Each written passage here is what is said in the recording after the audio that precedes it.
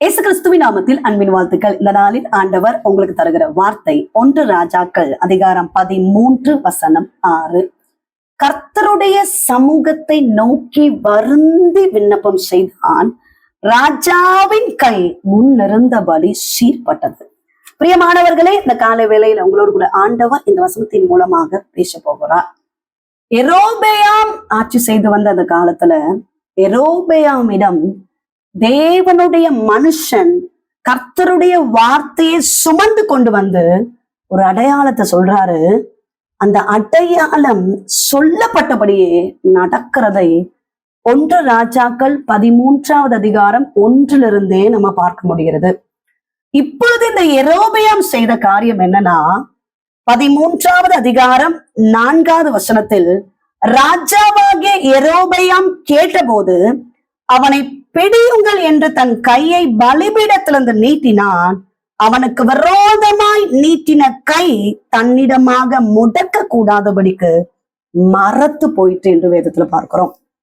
தேவனுடைய மனுஷனுக்கு விரோதமாய் கைய நீட்டுகிறாரு.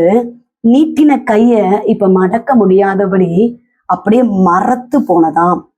பிரியமானவர்களே, இப்பொழுது இந்த தேவ மனுஷக்கிட்ட போய் அவன் என்ன சொல்லுகிறான் என்பதை நம்ம பார்த்தோமானால், நீ உன் தேவனாகிய கர்த்தருடைய சமூகத்தை நோக்கி வேண்டிக் கொண்டு என் கை முன் போல் இருக்கும்படி எனக்காக விண்ணப்பம் பண்ணு. இந்த தேவனுடைய மனுஷனும் எரோபெயாமுக்காக தேவ சமூகத்தில் விண்ணப்பம் செய்கிறார். கர்த்தர் அந்த மரத்து போன கையை சுகமாக்குகிறதை நம்ம பார்க்கிறோம். ஏசப்பாவுடைய வார்த்தை கேட்டுக்கொண்டிருக்கிறீங்க. கர்த்தருடைய வார்த்தை அநேக நேரங்கள்ல நமக்கு வெளிப்பட்டு கொண்டே இருக்கிறது. சில கடினமான வார்த்தைகள் வருகிறது. உங்களுக்கு நேராக அது வரும்போது சில நேரங்கள்ல நம்ம கோபப்படுகிறோம், எப்படி இப்படி எனக்கு வார்த்தை வரலாம் அப்படின்னு. ஆனால் கர்த்தருடைய வார்த்தைக்கு நம்ம கீழ்ப்படிந்தால் அதற்கான ஆசீர்வாதம் உண்டு. தேவனுடைய மனுஷனுக்கு விரோதமாய் கரம் நீட்டப்பட்டது, கை மரத்து போனது. ஆனாலும் தேவ மனுஷன் ஜபம் பண்ணின போதோ கர்த்தர் சுகத்தை கொடுத்தாரு.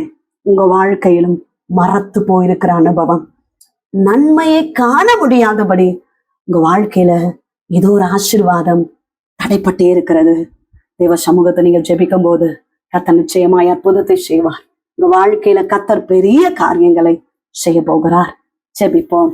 எங்களை நேசிக்கிற எங்கள் நல்ல தகப்பனே, இந்த காலை வேளைக்காக நன்றி செலுத்துகிறோம். கர்த்தர் தந்த நல்ல வார்த்தைக்காக நன்றி அப்பா. தேவ சமூகத்தில் தேவ மனுஷன் எரோபெயாமுக்காக ஜெபித்த போது கர்த்தர் ஜெபத்தை கேட்டு உடனே அற்புதத்தை செய்திருப்பா. அருமையான தேவ பிள்ளைகளுக்காக ஜெபிக்கிறோம். திருமணமாக வேண்டிய பிள்ளைகளுக்காக ஜெபித்துக் கொண்டே இருக்கிறோம். கர்ப்பத்தின் கனிக்காக காத்திருக்கிற பிள்ளைகளுக்காக ஜெபித்துக் கொண்டே இருக்கிறோம். கர்ப்பிணிகளுக்காக நாங்கள் ஜெபித்துக் கொண்டே இருக்கிறோம்ப்பா. என் ஆண்டவர் ஆசீர்வதிக்கிறபடியினால ஸ்தோத்திரம். நல்ல வேலை வாய்ப்புகளை கொடுங்கப்பா. பல எக்ஸாம்ஸ் எழுதி கொண்டு எவ்வளோ முயற்சி செய்து கொண்டிருக்கிறாங்கப்பா. என் ஆண்டவர் அற்புதத்தை செய்கிறபடியினால ஸ்தோத்திரம். ஏசப்பா, எக்ஸாம் எழுதி கொண்டிருக்கிற பிள்ளைகளுக்காக ஜெபிக்கிறோம். நல்ல மார்க் ஸ்கோர் பண்ண கர்த்தர் உதவி செய்வீராங்க. பிள்ளைகளுக்கு வேண்டிய நல்ல சுகபலன் ஆரோக்கியத்தை கொடுங்கப்பா.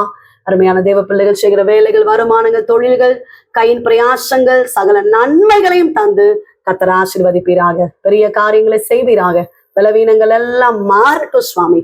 குடும்பங்கள சமாதானம் உண்டாகட்டும். கடன் பாரங்கள் எல்லாம் மாற்றுவீராக. இந்த நாள் முழுவதும் கர்த்தர் நடத்துவீராக. இயேசு கிறிஸ்துவின் நாமத்தில் ஜெபிக்கிறோம் எங்கள் ஜீவனுள்ள நல்ல தகப்பனே, ஆமென். பிரியமானவர்களே, கர்த்தர் உங்களோடு பேசியிருக்கிறார். கர்த்தர் நிச்சயமா உங்க வாழ்க்கையில் அற்புதத்தை செய்வார். உங்களுக்காக உடைய ஜெப விண்ணப்பங்களுக்காக நாங்கள் ஜெபிக்கிறோம். நீங்களும் எங்களுக்காக, எங்களுடைய ஊழியங்களுக்காக ஜெபித்துக் கொள்ளுங்கள். டிவோஷன் மூலமாய் உங்களோடு ஆண்டவர் பேசுகிறதை பகிர்ந்து கொள்ளுங்கள். இந்த வார்த்தை அநேகருக்கு பிரயோஜனமா இருக்கும் என்றால் அநேகருக்கு ஷேர் பண்ணுங்க. God bless you.